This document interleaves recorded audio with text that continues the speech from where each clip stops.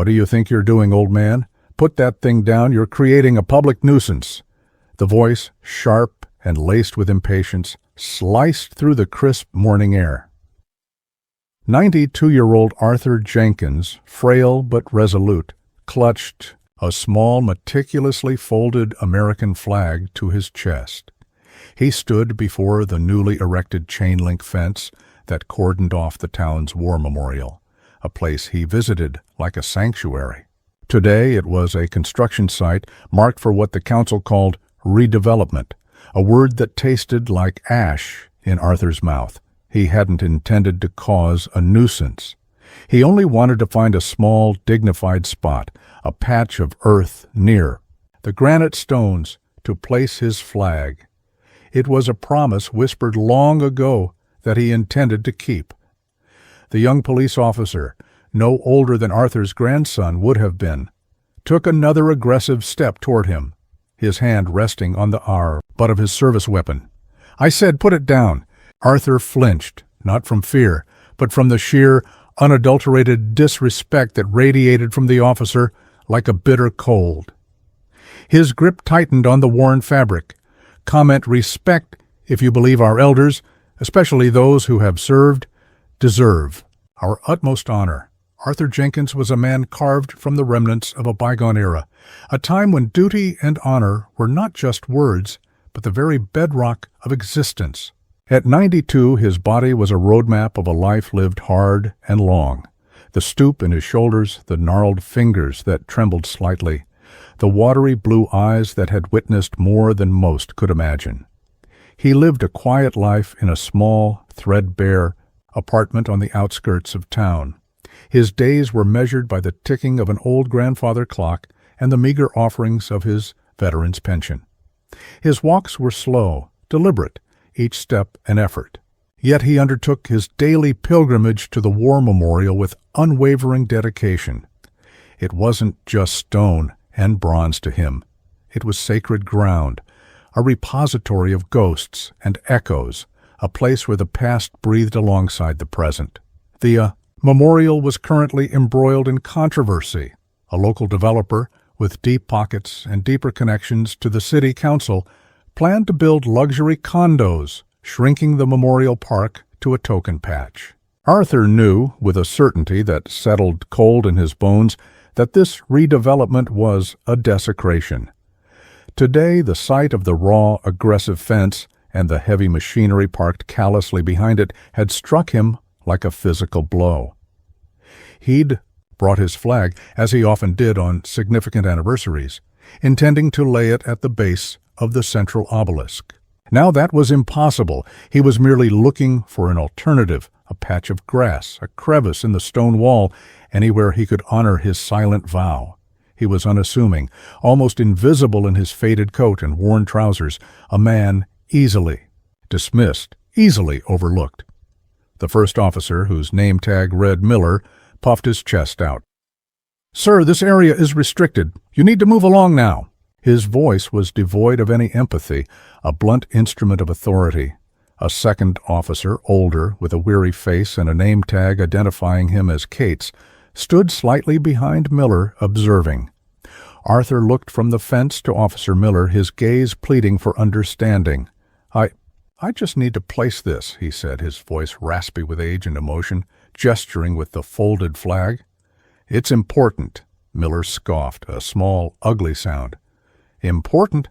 It's a construction site, old-timer. Nothing important is happening here except what the city has sanctioned. Your flag isn't part of the plan." A small knot of bystanders had begun to gather. A mother pulled her child closer. A businessman frowned at the delay. A few teenagers smirked and filmed on their phones. The humiliation stung Arthur more than the cold wind that whipped around the corner. He wasn't a troublemaker. He never had been. He was a man of peace, of quiet remembrance. But this flag, this small square of fabric, represented something inviolable. He took a tentative step toward a gap in the fence, hoping to reach a small rose bush that still clung to life just inside the perimeter. "Please," he whispered, "just a moment." "That's enough," Miller barked, his patience already wafer-thin, snapping. He lunged forward, grabbing Arthur's thin arm. The sudden movement, rough and unexpected, sent Arthur stumbling. He cried out, a small, startled sound, more from shock than pain. The flag, his precious flag, slipped from his grasp, fluttering precariously before he managed to snatch it. Back, clutching it desperately, Officer Cates shifted uncomfortably. "Miller, take it easy. He's an old man." But Miller was on a power trip, fueled by the perceived defiance of this frail figure. He's obstructing a lawful city project and refusing to comply. Miller's face was inches from Arthur's, spittle flying as he spoke. "What's so special about this old rag anyway, you old guys, and your sentimentality?" He reached out to snatch the flag. Arthur recoiled, holding it tighter. "No, you don't understand." The pressure in Arthur's chest was immense. He felt dizzy, the faces around him blurring. He could hear the jeers of some onlookers, the concerned murmurs of others. The weight of decades of memories he had fought so hard to contain threatened to overwhelm him.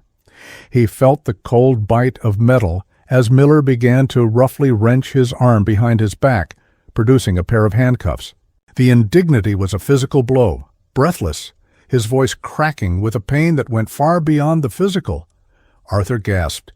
She gave it to me before the chosen reservoir." Miller paused for a fraction of a second.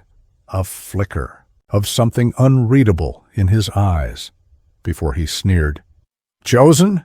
What are you talking about, Grandpa? Some old war story? Save it." He tightened his grip, preparing to force the cuffs onto Arthur's fragile wrists. Suddenly, a different sound cut through the air. Not the familiar yelp of police sirens, but a deeper, more powerful thrum. Heads turned. Down the street, moving with an unnerving speed and precision, came a convoy of 3 sleek black SUVs. They didn't slow, didn't signal, simply turned and pulled up sharply, blocking the entire width of the street.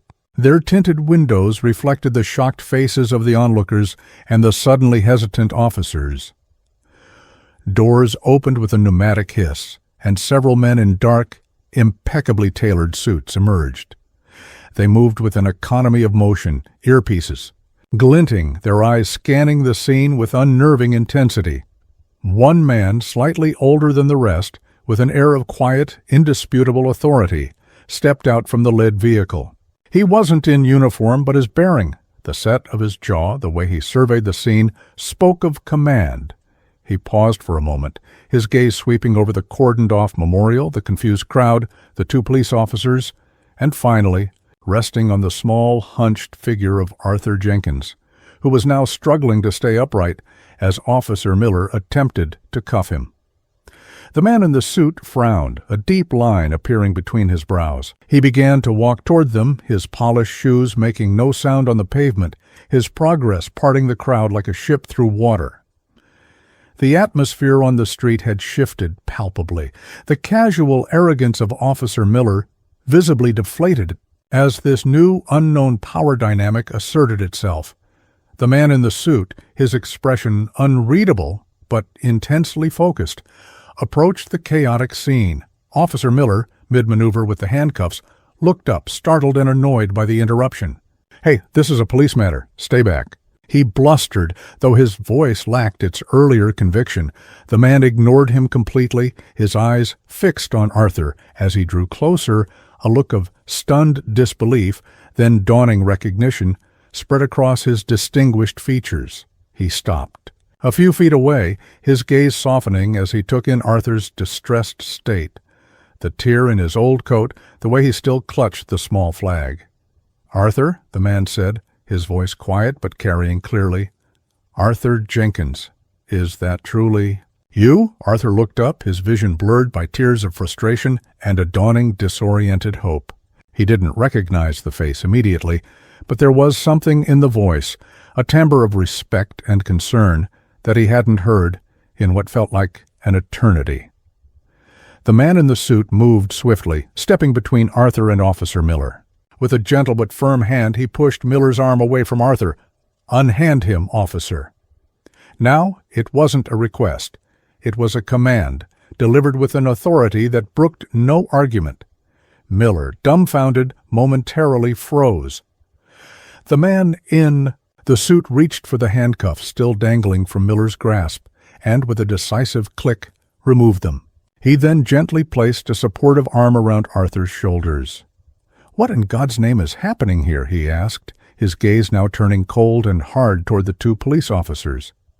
Officer Cates looked down at his shoes, a flush creeping up his neck. Miller, however, still tried to assert himself, though his voice quavered. "This man was causing a disturbance, sir.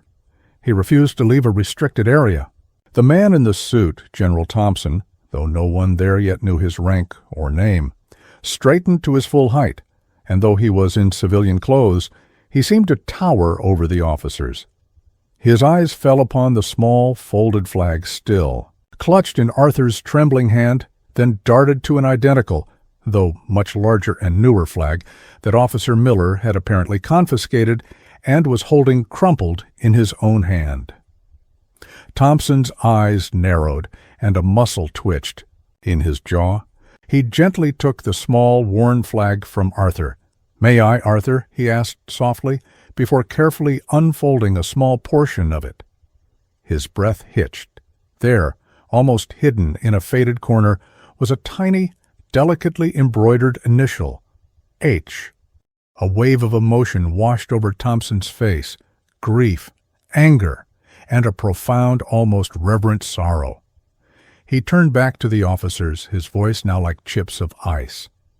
"Do you have any idea who this man is?" Miller began to stammer. "He's just some old, citizen, sir, who wouldn't listen to reason." Cates remained silent, his expression growing increasingly apprehensive. Thompson's voice dropped, becoming dangerously quiet. "This man, officers, is Arthur Jenkins, recipient of the Medal of Honor." A collective gasp went through the small crowd. Phones that had been recording for amusement now recorded in stunned silence. Miller's jaw literally dropped, his face draining of all color. "He earned that medal at the Chosin Reservoir," Thompson continued, his voice thick with emotion. "Holding the line against overwhelming odds after his entire command structure was wiped out. He sustained 3 gunshot wounds but continued to fight, saving the remnants of his company. His commanding officer, who died in his arms, was my father." Another wave of shock rippled through the onlookers. Thompson held up the small tattered flag. "And this flag, this old rag, as I believe. I heard one of you call it—" His eyes bored into Miller, who looked as if he might faint. "This flag was given to Arthur by my mother, Helen, before he and my father deployed to Korea. She embroidered her initial on it herself. She made him promise to bring it back, and he did. After my father's death, Arthur visited my mother every year on the anniversary of his passing, bringing this very flag, until the day she died. He laid it at my father's grave, and this memorial." Thompson's voice cracked. "This ground you are so callously redeveloping, Arthur Jenkins was instrumental in fundraising for its creation, to honor the men he fought with, the men he lost, including my father." The silence that followed Thompson's words was absolute, heavy, and charged with a mixture of shame and awe.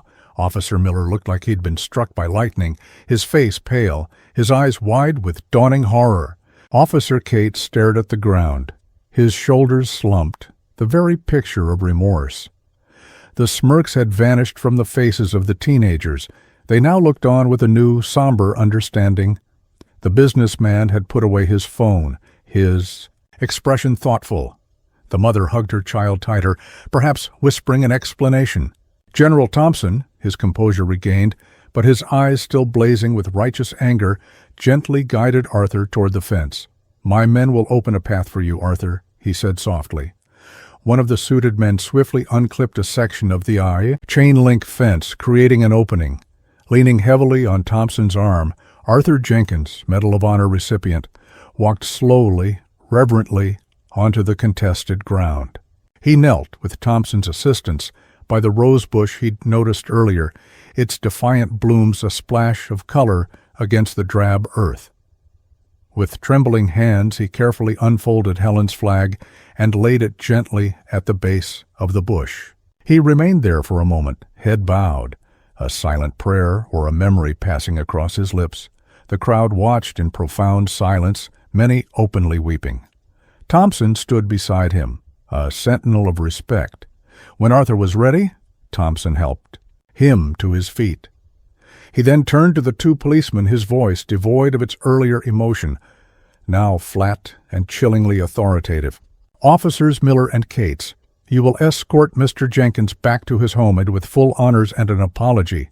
Then you will report immediately to your precinct captain.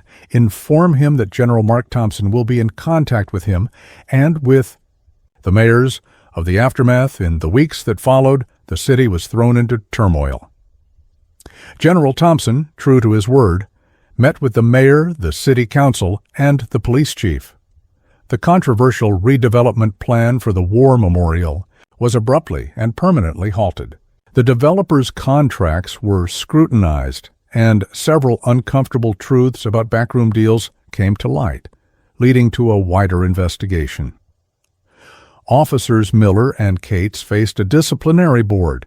Miller, stripped of his bravado, offered a tearful public apology to Arthur, which Arthur accepted with quiet grace.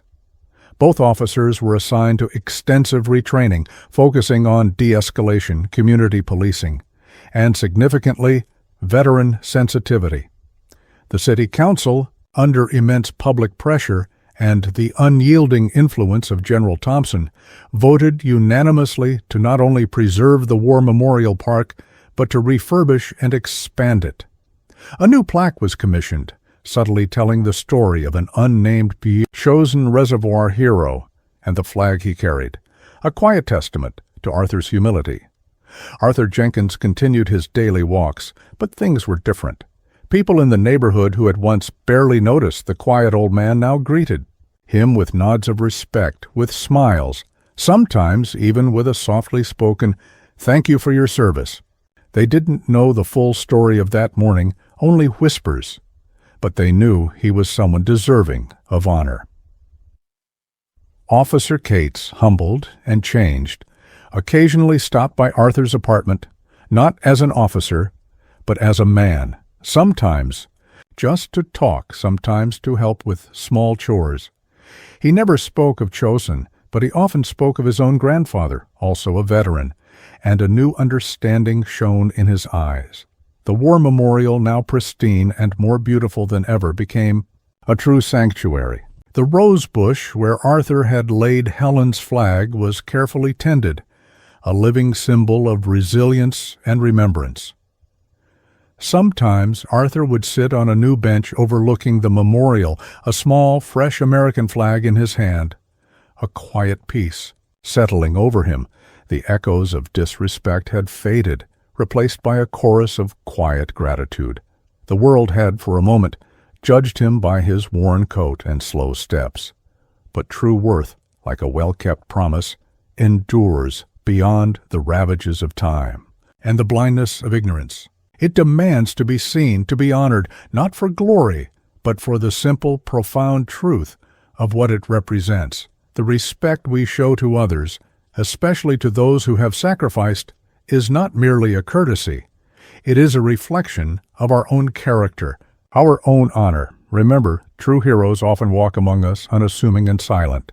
Their courage is etched not in bronze, but in the quiet dignity of their lives. Subscribe to Hidden Sparks for more stories that remind us of the enduring power of the human spirit and the importance of looking beyond the surface. Type honor in the comments if you believe the quiet sacrifices of men and women like Arthur Jenkins should never be forgotten. Share this story if you agree that respect is earned through character, not circumstance, vice, before the day is out. This desecration stops now.